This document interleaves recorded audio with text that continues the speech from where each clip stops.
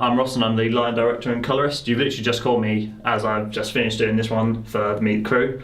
The good thing about being like the lighting and colour graders is that if someone like lights the scene poorly, then it's going to make my job, as if I'm the main colour grader, it's going to make my job a lot harder, as bad lighting then like no colour onto it, so I'm going to have to bring up a lot of light in order to enhance the picture a lot more.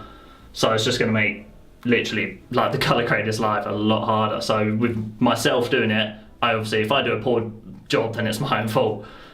I'm hoping I don't do a bad job, so then obviously like, I've been able to make this look as well as I could, and I'm quite happy with it.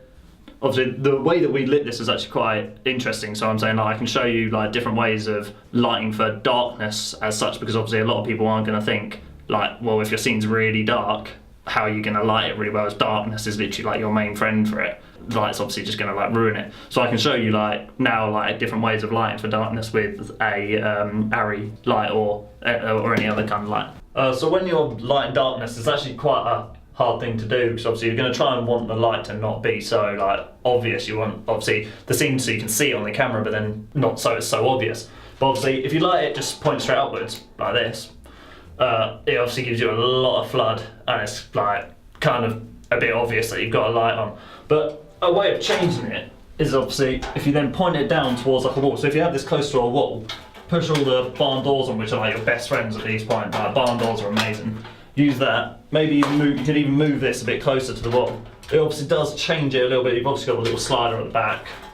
Like, doesn't do a lot, but if you have objects close to it, then it's obviously going to do a lot more to shielding the light out. And then that's a good way of portraying darkness, but without being so obvious in a way.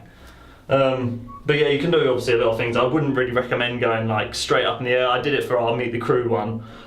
It gave us quite a good light, but obviously probably if we ever close to a wall we might have got a bit of a better one, and obviously make the colour grade a lot easier. But yeah, so I'm Ross and I'm the light and colour gradist.